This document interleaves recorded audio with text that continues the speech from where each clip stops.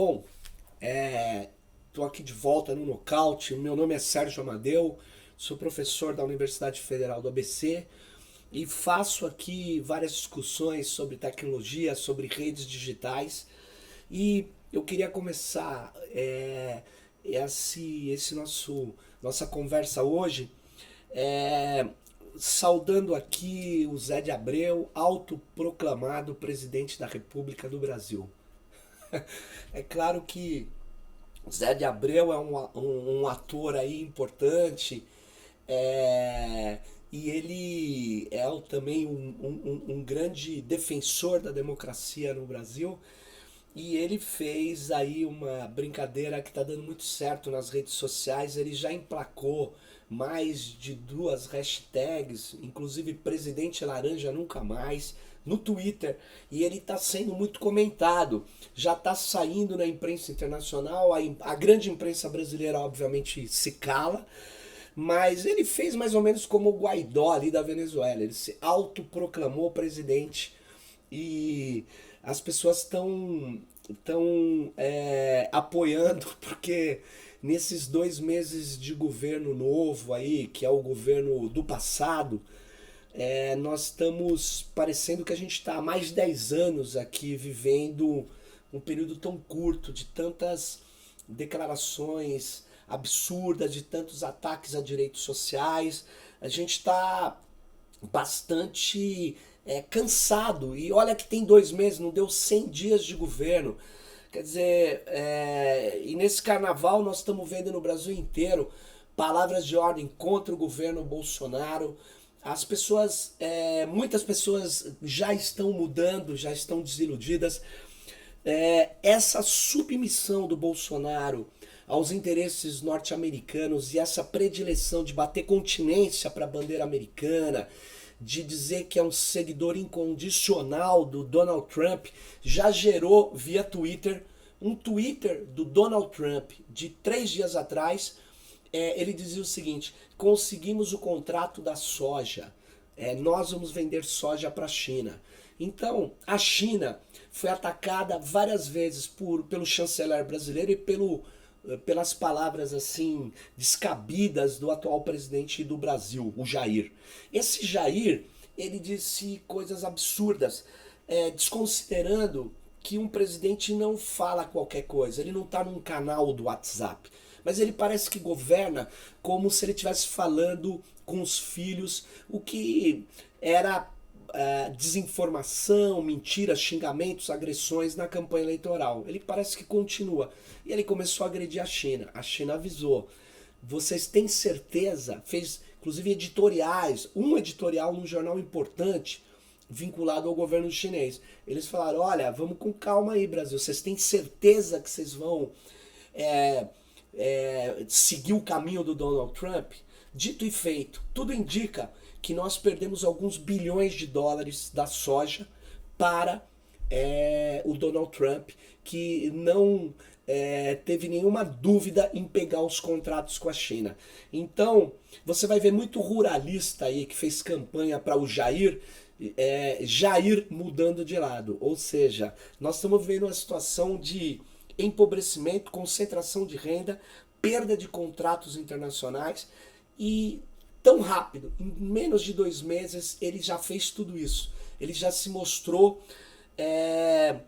pior, a pior presidência da República que nós já temos notícia no nosso país.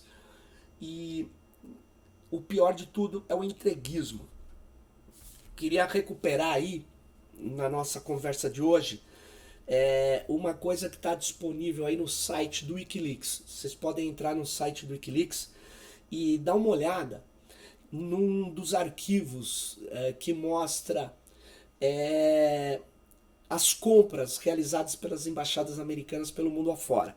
US Embassy Shopping List, ou seja, a lista de compras das embaixadas norte-americanas. Eles conseguiram esses arquivos que estavam sendo deletados, jogados fora. O Wikileaks obteve esse arquivo, checou a sua veracidade e colocou no site para você apurar. Tem de várias compras, algumas compras de equipamentos de espionagem, de embaixadas aí, por exemplo, da Colômbia. No caso do Brasil, eles conseguiram um pouco mais de 30 documentos. E um deles me chama muito a atenção, me parece que eu tô com ele aqui, me parece que é de 2015. E ele é uma página que conseguiram salvar, né? Mas é uma página que está ligado a uma coisa que chama INL, a International Narcotics and Law Enforcement, que é um programa deles para o combate às drogas e para a implantação de enforcement, de execução das leis, principalmente as leis que interessam aos Estados Unidos. Curiosamente, você vai lendo aqui esse documento, eles vão fazendo compras, traduções, pagando serviços para interferir, veja bem, nos oficiais, nos burocratas, nos gestores do governo brasileiro.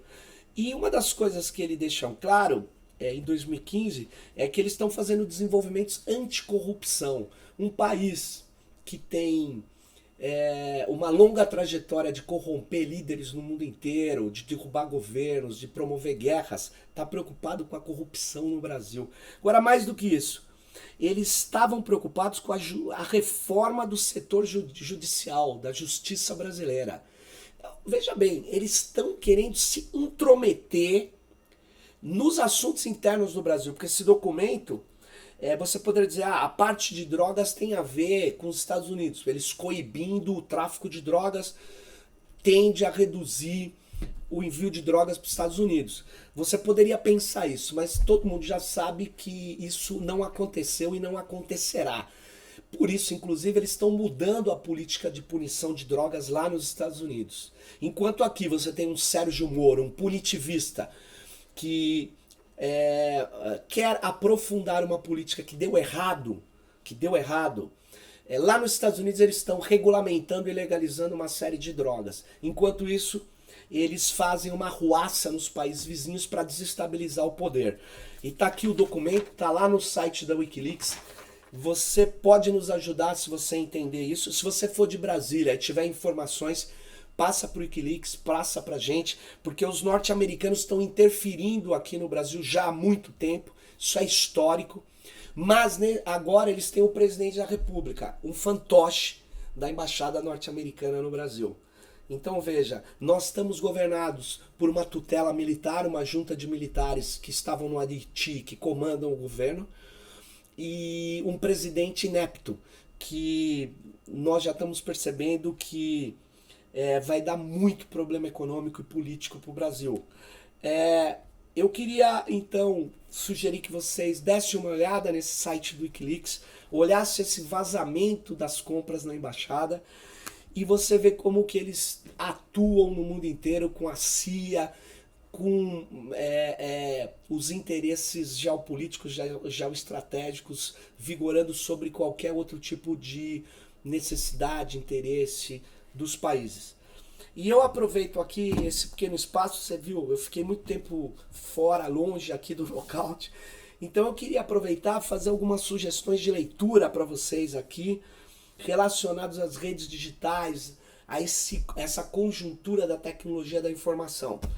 Queria sugerir, para quem lê inglês, esse livro aqui, ó.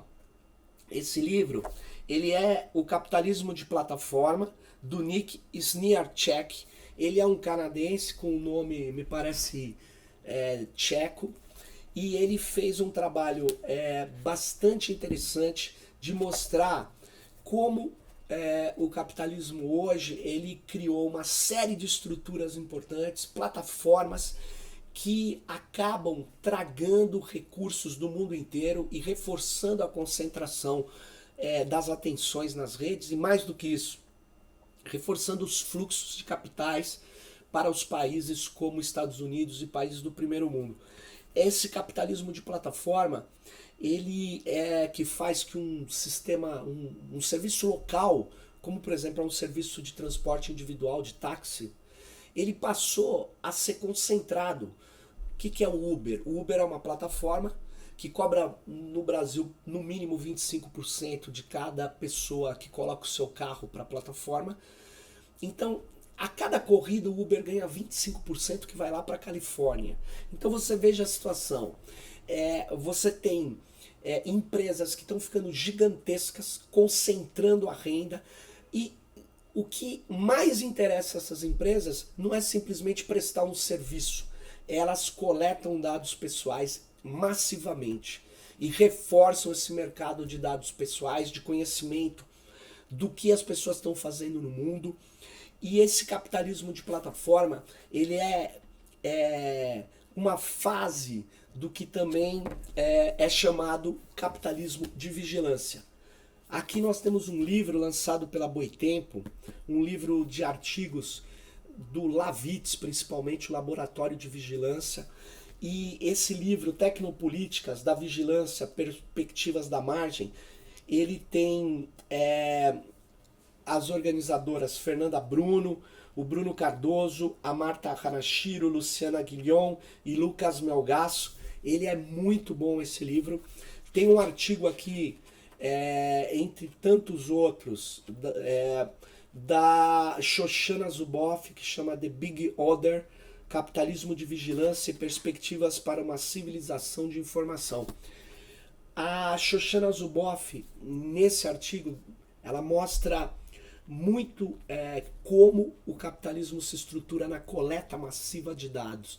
Então, junto com esse artigo, tem o David Lyon, que mostra um artigo clássico aqui, muito importante, que é sobre a cultura da vigilância, o envolvimento, exposição e ética na modernidade digital. Mas temos mais de 20 artigos de primeira linha aqui, fundamentais para quem pesquisa ou quem quer entender desse tema. Então, esse livro, Tecnopolíticas da Vigilância, é muito importante. Queria também dizer que tem esse que foi lançado no Brasil recentemente, é uma coletânea de artigos do Evgeny Morozov. O Morozov é um bielorrusso importante que critica toda a ilusão que foi feita em torno da internet e das redes digitais. Nesse livro em especial, esse livro que chama The Big Tech, a ascensão dos dados e a morte da política, ele faz reflexões sobre o que acontece com essa cultura algorítmica, com os algoritmos chegando e dominando a área e definindo as nossas condutas. Então o Morozov vai estar no Brasil em abril. A editora que é a editora Ubu, ela está trazendo, ele vai para a Argentina, mas antes vai passar no Brasil. Era muito importante, se você quiser entender o que está acontecendo, são artigos que ele tem publicado em revistas acadêmicas e em blogs. Esse livro do Morozov é um livro muito fundamental para que a gente possa entender esse cenário das redes digitais e da modulação em rede. Aliás, para falar em modulação, o grupo de pesquisa que eu participo na Universidade Federal do ABC acaba de lançar esse livro, chama Sociedade de Controle, Manipulação e Modulação nas Redes Digitais. É um livro curto, tem 6 artigos, um deles é o que eu escrevi sobre modulação e algoritmos na rede. Ele não trata diretamente do fenômeno que aconteceu nas eleições passadas no Brasil, mas ele mostra que a modulação é uma técnica de condução de comportamentos, de organização dos olhares, de frequência de exposição de temas, que é o principal modo utilizado pelas plataformas digitais para poder nos convencer no tempo, né? Para poder nos influenciar, para poder conduzir nossos comportamentos, nossas opiniões. A modulação é diferente da manipulação. A manipulação ficou muito famosa a partir das teorias sociológicas, funcionalistas, que diziam que pelo controle do discurso, pela omissão, pelo tratamento das informações, alguém pode, controlando um canal, influenciar decisivamente, manipular a conduta das pessoas. Isso foi muito discutido nos meios de comunicação de massas. Mas como é que você trabalha a manipulação por exemplo, no Facebook, que a plataforma não faz conteúdo. Quem faz o conteúdo do Facebook são os usuários do Facebook. Então, como é que você pensa isso no Facebook? Aí que a gente viu que a gente resgata uma expressão, um conceito do Deleuze e do Simondon, que é modulação, que é um pouco diferente de manipulação. A manipulação existe nas redes, mas o principal instrumento de nos controlar é encurtar o mundo para a gente, reduzir o espaço de visão, aumentar a frequência de mensagens que podem ser até conflitantes aparentemente com os interesses da plataforma, mas elas visam nos irritar, nos aprisionar, nos afetar. Então isso é feito com técnicas de modulação. Então, se você quiser entender um pouco mais, discutir esse tema, tá aqui esse livro, ele tá na Amazon já disponível. Ele foi lançado pela editora Edra. Ele aí em São Paulo ele está vendendo agora imediatamente na Casa Plana aqui em Pinheiros, na Vila Madalena, mas ele logo vai estar em outras livrarias. Ele já está disponível para você comprar na Amazon. E eu queria terminar dizendo um texto que está aqui na contracapa do livro A Sociedade de Controle, Manipulação e Modulação nas Redes Digitais. É uma frase do Deleuze. Não há necessidade de ficção científica para se conceber um mecanismo de controle que dê a cada instante a posição de um elemento em espaço aberto. O que conta não é a barreira, mas o computador, que detecta a posição de cada um, lícita ou ilícita, e opera uma modulação universal. Gilles Deleuze, pós-scriptum sobre a sociedade de controle. Espero que você tenha gostado aí dessa volta aqui ao Nocaute e estarei em breve novamente com vocês. E valeu, vamos em frente e vamos nos preparar para depois do carnaval irmos às ruas contra essa reforma da Previdência. Nós não podemos deixar passar essa absurda transferência de renda para os banqueiros e empobrecimento da nossa população. Bye bye. Tchau.